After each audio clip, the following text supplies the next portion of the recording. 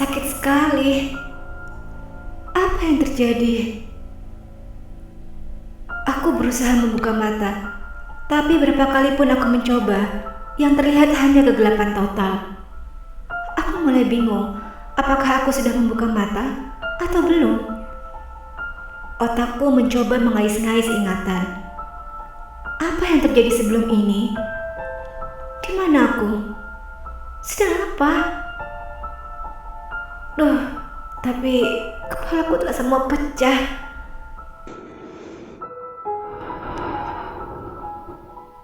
Kutarik napas panjang untuk meredam kegelisahan yang kian memuncak.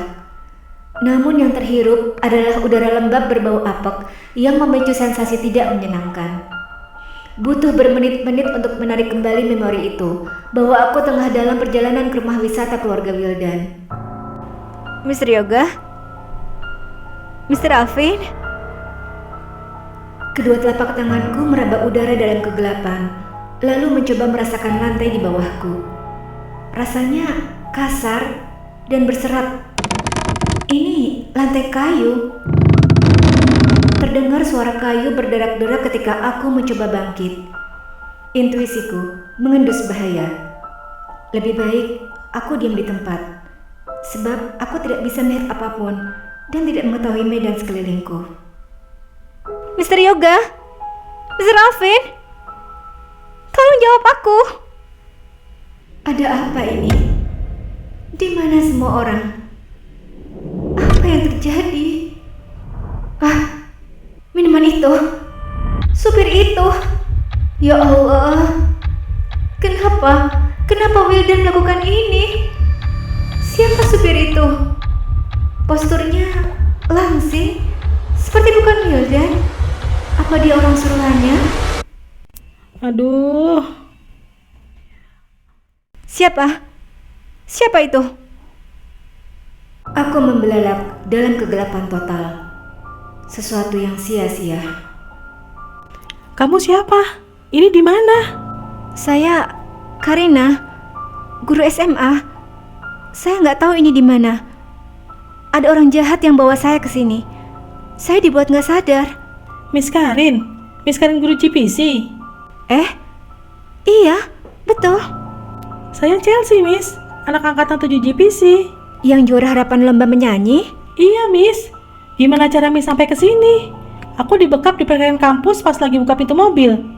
Siapa ya yang ngelakuin ini? Ibunya Wildan ngundang guru-guru nginep di rumah keluarga mereka.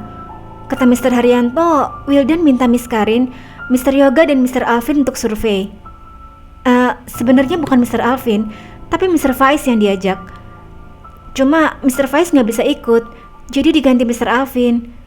Dalam perjalanan kemari, supirnya ngasih kami minuman. Abis itu, Miss langsung nggak sadar. Jadi Wildan pelakunya? Oh, pantas. Pantas? Dari dulu dia iri sama aku. Soalnya aku yang kepilih lomba nyanyi, bukan dia. Dia pasti dendam, gak bisa terima suara aku lebih bagus daripada suara dia. Perkataan Chelsea barusan terasa menohok dadaku dan menghempaskan ingatanku pada percakapan dengan Wildan di bangku taman sekolah, tempat di mana kami biasa bertukar bekal makanan dan cerita. Duh, maaf ya. Miss tadi harus kasih penjelasan tambahan ke beberapa anak. Kamu udah lama nunggu ya? Enggak juga, Miss. Aku baru sampai kok. Kok muka kamu kayak mendung gitu sih? Kenapa? Wildan menekuk bibir ke bawah. Dadanya naik turun agak cepat. Awalnya dia menggelengkan kepala sebagai jawaban pertanyaanku barusan. Tapi setelah ku desak, dia mau juga bicara. Chelsea minta aku ngalah, mundur dari seleksi siswa yang mewakili sekolah di kejuaraan nyanyi. Loh, kan yang dikirim 2 orang. Terus masalahnya di mana? Yang diseleksi sama Mr. Alvin ada 4 orang, Miss. Setelah dites macam-macam, Mr. Alvin pilih Nadine. Berarti tinggal pilih satu anak lagi antara aku, Chelsea, dan Bita. Hari ini Bita nggak masuk, katanya demam tinggi. Mr. Alvin nggak berani gambling nunggu Bita sembuh. Soalnya lomba itu tinggal seminggu lagi. Sekarang tinggal Chelsea sama aku aja, Miss, yang bakal dites. Oh, ya kamu harus maju terus lah. Menurut Miss, suara kamu potensial kok.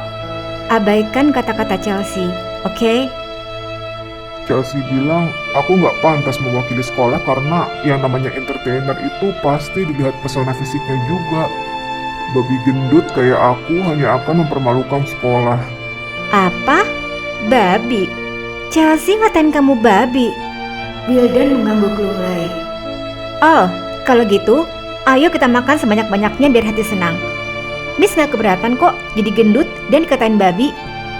Oh, orang yang betulan sayang sama Miss gak akan masalahin hal receh kayak gitu. Coba lihat, kamu bawa apa? Cuma salad pakai minyak zaitun, Miss. Kata Mama, mulai sekarang aku harus diet. Mama mau aku lebih langsing pas tampil di panggung. Ya ampun, asik banget tuh salad. Miss suka, apalagi yang pakai zaitun. Coba mana, buka. Miss gak sabar pengen nyicipin. Serius, Miss? Ini nggak enak. Baunya aja nggak enak. Jangan, Miss. Aku berdiri, mencari kotak makan Wildan dan mengambilnya secara paksa. Biar Miss lihat.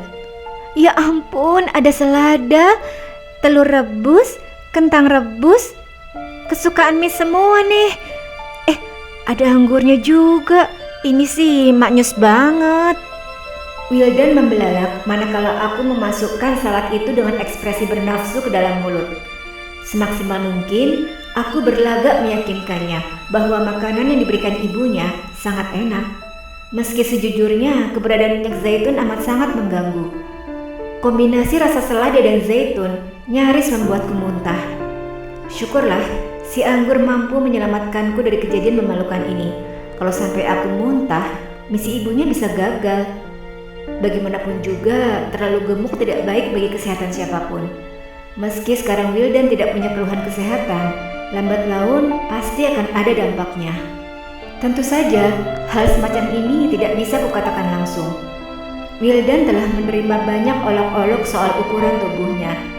Kurasa tidak perlu lagi kutambah dengan nasihat soal kesehatan fisik, karena mungkin saja ini melukai hatinya dan mempengaruhi kesehatan mentalnya. Lagi pula, dia bukan anak kecil yang pengetahuannya masih minim. Aku yakin dia juga tahu kaitan antara obesitas dengan kesehatan. Ayo makan! Pasti saladnya tambah enak kalau dimakan berdua. Terus lihat nih, Miss bawa sandwich tuna loh. Cocok banget kan sama salad? Ayolah kita serbu. Aku menyodorkan kotak makanku pada Wildan. Siang itu menyenangkan sekali. Aku tercengang karena masih mengingat detailnya. Devo bergabung dengan kami tak lama kemudian. Lantas kami bertiga duduk di atas rerumputan, menikmati langit mendung dan semilir angin yang dingin. Padahal waktu itu, aku ingat dia ngeluh sakit gigi sama Mr. Alvin. Dia bilang kebanyakan makan makanan manis. Berarti harusnya dia nggak nyalain aku kan, Miss? Sifat rakusnya itu yang harus disalahin. Tapi itu kan udah 3 tahun yang lalu. Terus, kenapa sekarang dia malah culik aku kayak gini? Dendam kali ya, Miss? Padahal kan aku nggak salah. Lihat aja ntar, kalau aku lolos dari sini, aku bakal bikin dia di penjara. Itu nggak benar, Chelsea. Wildan nggak makan makanan manis. Mamanya menyuruh diet waktu itu. Dia pasti pura-pura sakit gigi demi memenuhi keinginan kamu. Bisa nggak sih kamu sadar? Sebagai cheerleader cantik yang populer di sekolah maupun media sosial, seharusnya kamu bisa memberi contoh soal sportivitas yang baik. Dan mengingat bahwa kamu sering dirundung oleh netizen karena kumpulan jerawat merah yang berpesta pora di wajah kamu, semestinya kamu mengerti perasaan Wildan jika dikata-katai seperti itu. Geram sekali rasanya mendengar Chelsea mengata-ngatai Wildan. Tapi kenapa aku masih membela Wildan sekarang? Bukankah dia yang menyeret kami kemari? Apa yang dia inginkan? Dan kenapa ibunya membantu tindakan kriminal ini? Siapa? Siapa itu? Aduh, gimana nih? Kok gelap? Aku terperanjat mendengar suara yang kukenali itu dan terdengar sangat dekat di sampingku. Wildan? Miss Karina? Heh, lo kan yang nyulik gue sama guru-guru. Gak usah pura-pura deh. Awas lo, gue laporin polisi ntar. Jangan sembarangan nuduh. Ini semua pasti ulah Ferdi. Pacar lo itu lakuin ini karena dia muak sama lo. Mendengar nama Ferdi, seketika ingatanku melayang pada momen Wildan mencurahkan isi hatinya padaku saat jam istirahat. Ferdi kemarin sore nonjok perut aku 2 kali, Miss. Gara-gara kesel kalah tanding basket.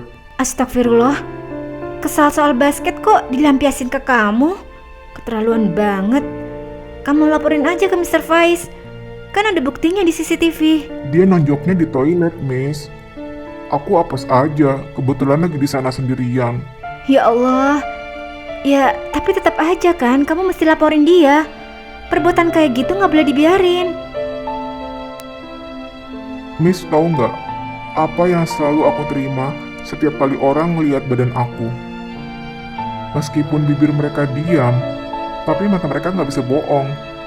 Tiba-tiba Wildan membelokkan pembicaraan. Abaikan mereka. Aku sadar kalimatku barusan hanya mudah diucapkan. Pelaksanaannya jelas membutuhkan kebesaran hati, dan itu seringkali tidak kumiliki. Apalagi aku perempuan. Komentar miring orang tentang fisikku pasti tidak akan mudah kuabaikan. Selama ini aku berusaha nggak ngolok-ngolok atau rendahin orang. Tapi kenapa sih orang lain nggak berbuat yang sama ke aku? Aku pengen ninggalin orang-orang yang udah bikin aku kesepian, terhina, dan terabaikan. Tapi jejak mereka sulit sekali dihapus.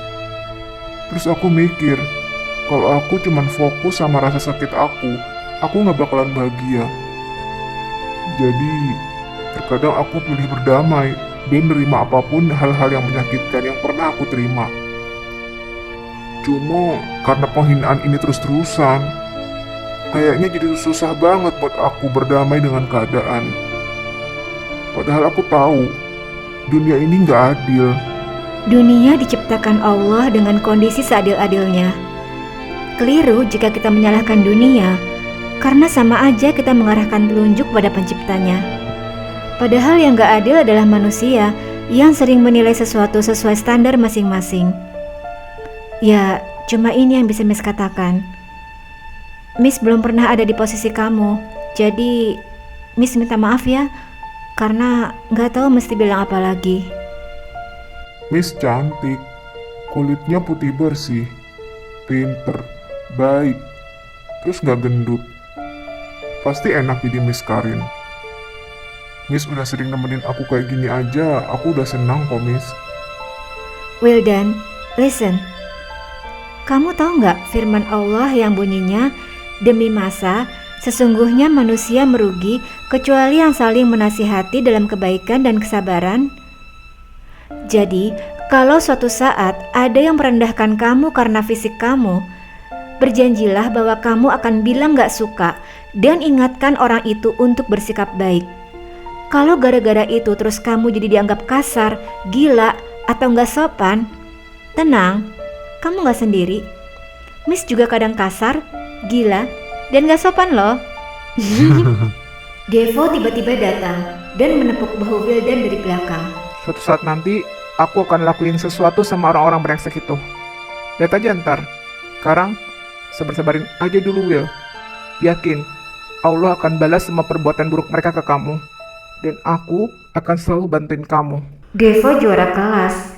Seharusnya orang-orang terkesan dan segan padanya karena ini. Sayangnya yang terjadi adalah eksistensi Devo sering tidak diperhitungkan oleh teman-temannya. Sebagai orang yang pernah merasakan lingkungan sekolah, aku paham betul bahwa anak-anak dengan karakter seperti Devo, yakni pendiam, kikuk, tidak percaya diri, tidak seru, dan kurang pergaulan, adalah anak-anak yang mudah dirundung, sering dijauhi, serta dipandang sebelah mata oleh anak yang lain.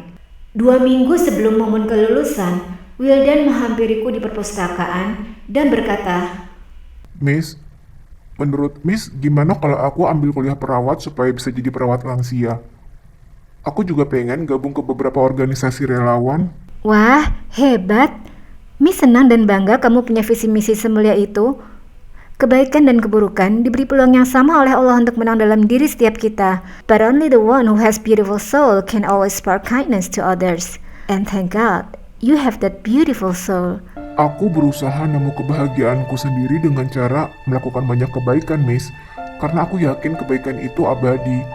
Mungkin di mata manusia, kebaikanku senilai debu. Tapi di mata Tuhan, kebaikan itu pasti berharga kan? Itu pandangan yang bagus sekali. Kayaknya pemikiran dan ucapan kamu sekarang jadi tambah dewasa ya. Wildan menanggapi ucapanku ini dengan senyuman dan kehangatan yang terpancar dari matanya saat menatapku. Miss sendiri, apa mau terus jadi guru di sini? Miss nggak punya sesuatu yang mau dicapai ngelebihin sekarang? Miss suka di sini sementara ini. Ya, Miss bukan orang yang punya banyak ambisi atau target.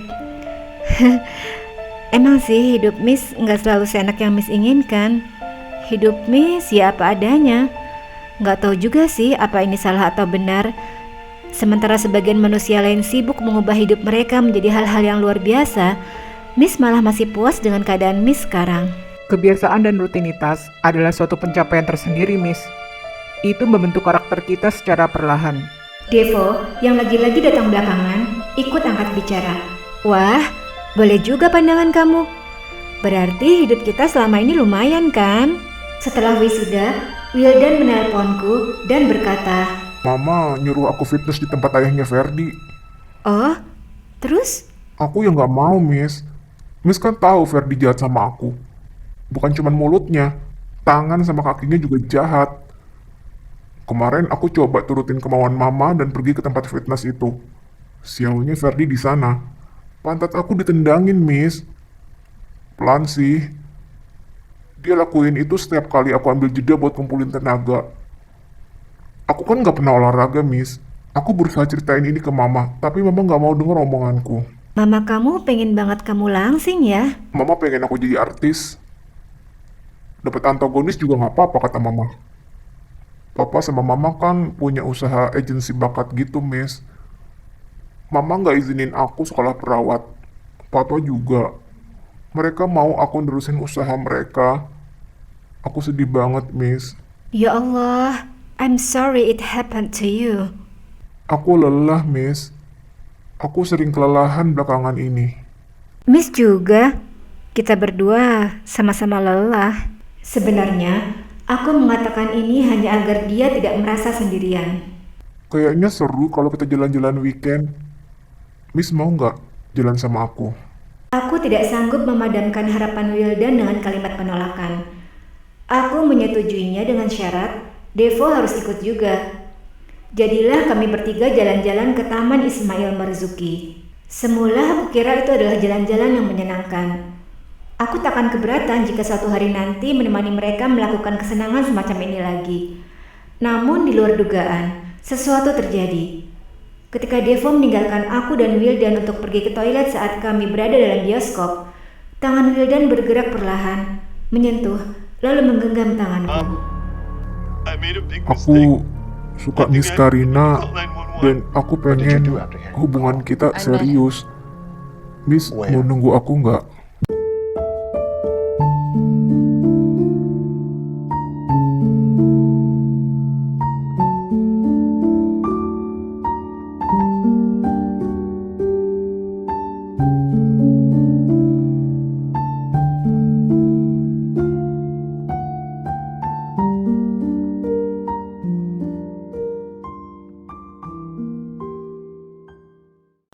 Heh, lo kan yang nyulik gue sama guru-guru. Gak usah pura-pura deh. Awas lo, gue laporin polisi ntar. Jangan sembarangan nuduh. Ini semua pasti ulah Ferdi. Pacar lo itu lakuin ini karena dia muak sama lo. Dasar gedut kurang ajar. Sekolahin tuh mulut biar benar kalau ngomong. Emang bener kok, dia muak sama lo karena terlalu clingy dan posesif. Nempel mulu kayak perangkok. Cowok kalau kelamaan digituin udah pasti enak lah. Diem lo, gak usah kebanyakan ngoceh. Ayo Miss, kita cari jalan keluar dari sini. Tunggu. Diem lo. Wildan seperti ingin mengatakan sesuatu. Namun agaknya, Chelsea tidak ingin mendengarkan perkataan Wildan. Terdengar bunyi lantai berderak, menandakan gerakan langkah seseorang. Sepertinya ini Chelsea. Mendengarnya, aku sedikit merasa ngeri. Sepertinya sudah tua sekali usia lantai ini. Chelsea, sebentar. Lantainya seperti...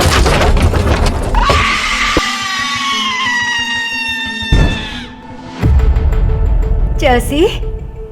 Chelsea!